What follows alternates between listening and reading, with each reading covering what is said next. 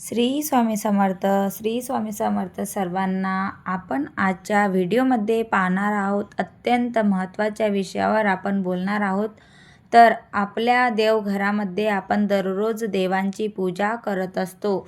देवघरामध्ये ह्या अत्यंत महत्त्वाच्या गोष्टी आहेत, ज्या प्रत्येकाच्या घरामध्ये असायलाच हव्या. त्यामधील एक मूर्ती म्हणजे अन्नपूर्णा देवीची मूर्ती.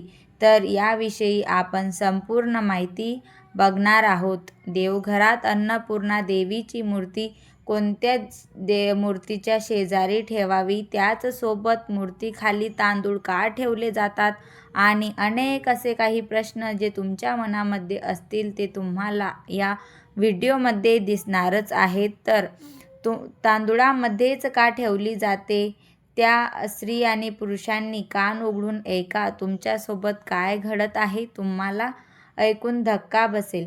अशा प्रकारची ही माहिती असणार आहे. तर सविस्तर माहिती आपण व्हिडिओमध्ये बघणार आहोत. तर व्हिडिओला स्किप न करता शेवटपर्यंत नक्की पहा. व्हिडिओ आवडल्यास व्हिडिओला लाईक आणि शेअर, सबस्क्राईब नक्की करा चॅनलला. चला तर मग आपण पाहूया. ज्या घरात अन्नपूर्णा देवीची मूर्ती तांदळात ठेवली जाते, ते घर धनधान्याने भरले जाते. कारण अन्नपूर्णा देवी ही अन्न, सौभाग्य आणि संपत्तीची देवी मानली जाते आणि या दिवशी तिची आराधना केल्यास घरात कधीही अन्नाची कमतरता पडत नाही. म्हणून तुम्हाला अन्नपूर्णा देवीची दररोज पूजा करायचीच आहे. तुम्ही दररोज देवीची सेवा केल्याने तुमच्या घरात कशाचीच कमी पडणार नाही आणि या कृतीमुळे घरामध्ये सुख समृद्धी नांदेल. आणि त्याचसोबत अन्नपूर्णा देवी ही अन्नाची देवी आहे. असे मानले जाते की पार्वतीचाच अवतार आहे. देवीची मूर्ती तांदळात ठेवल्याने कधीही धान्याची कमतरता पडत नाही. त्याचसोबत कोणत्या दिशेला असावी हे आपण या व्हिडिओमध्ये बघणार आहोत. तर देवघरामध्ये योग्य दिशेलाच अन्नपूर्णा देवीची मूर्ती ठेवल्याने घरात धान्याची भरभराट होत असते, असे वास्तुशास्त्रात सांगितले गेलेले आहे. अनेक घरांमध्ये अन्नपूर्णा मातेची मूर्ती तांदळाच्या डब्यात ठेवली जाते, जेणेकरून तांदूळ नेहमी घरात उपलब्ध राहतील आणि धनधान्य हे कायम टिकून राहील. कारण तांदूळ हे पूर्ण अन्न मानले जाते, कारण ते पवित्र सुद्धा मानले जातात. त्यामुळेच तुम्हाला या प्रकारे हे काम आवर्जून करायचे आहे. अन्नपूर्णा देवीची मूर्ती ही घरात ठेवल्याने घरात सुख समृद्धी नांदत असते. हिंदू धर्मात अन्नपूर्णा मातेची पूजा नियमितपणे केली जाते. अन्नपूर्णा देवीच्या आशीर्वादाने कुटुंबाच्या सदस्यांना अन्न मिळत असते. जो भक्त खऱ्या अर्थाने अन्नपूर्णा देवीची आराधना करत असतो, त्याचे घर धान्याने भरलेले असते. त्याचसोबत सौभाग्य आणि संपत्तीची देवी देखील अन्नपूर्णा मातेला मानले जाते. देवी ही पार्वतीचेच रूप आहे. आपल्याकडे लग्न झाले की मुलीच्या हातामध्ये अन्नपूर्णा देवीची मूर्ती दिली जाते, अशी प्रथा आहे.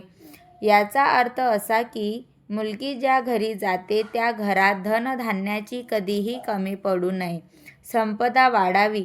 घरामध्ये अन्नपूर्णा देवीची मूर्ती ठेवणे अत्यंत शुभ मानले जाते. तसेच ती मूर्ती कोणत्या दिशेला ठेवावी हे देखील तितकेच महत्त्वाचे आहे. वास्तुशास्त्रानुसार देवी अन्नपूर्णेची मूर्ती किंवा प्रतिमा घरामध्ये ठेवायची असेल तर ती सर्वात शुभ दिशा म्हणजे पूर्व दिशा आणि पूर्व दक्षिण यांच्या मधली जी असते आग्नेयचा कोपरा, तो अत्यंत महत्त्वाचा असतो. या दिशेला देवांचा वास असतो असे मानले जाते.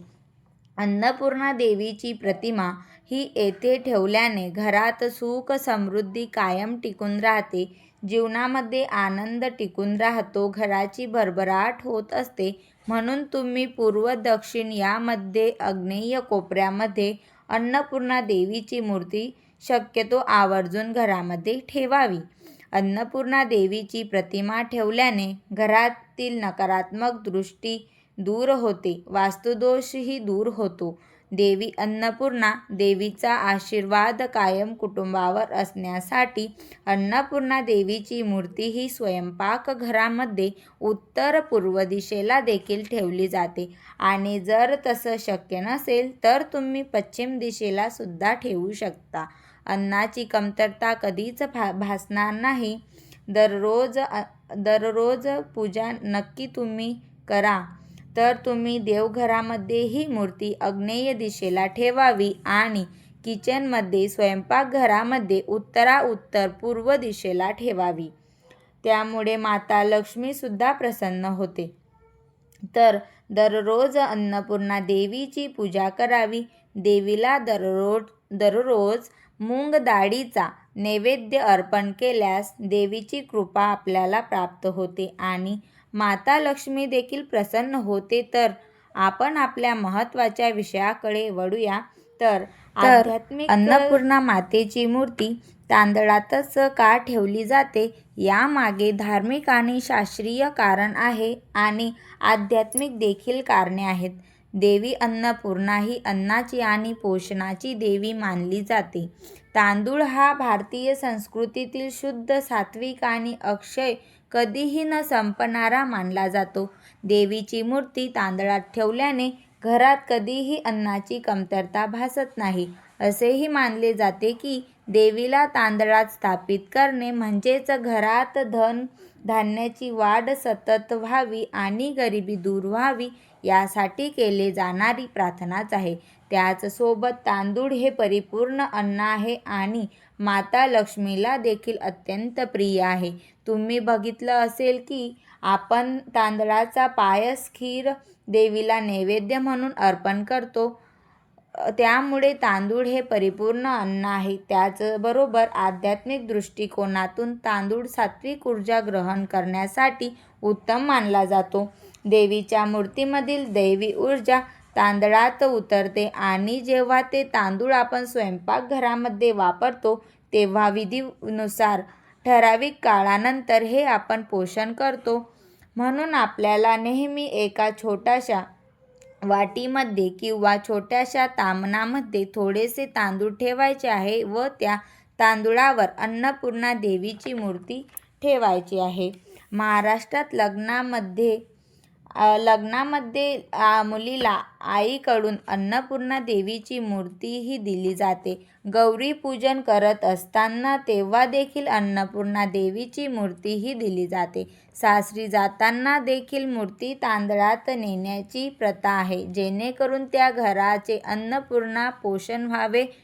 म्हणून आपल्या घरामध्ये अन्नपूर्णा देवीची मूर्ती असायलाच पाहिजे. तर तुम्हाला माहिती समजली असेल की आपल्या अन्नपूर्णा देवीची मूर्ती आपल्या देवघरात असायलाच पाहिजे.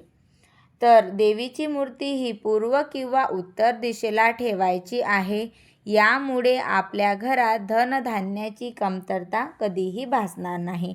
आपल्याला फक्त एकच काळजी घ्यायची आहे की दक्षिण दिशेला मूर्ती ठेवायची नाही.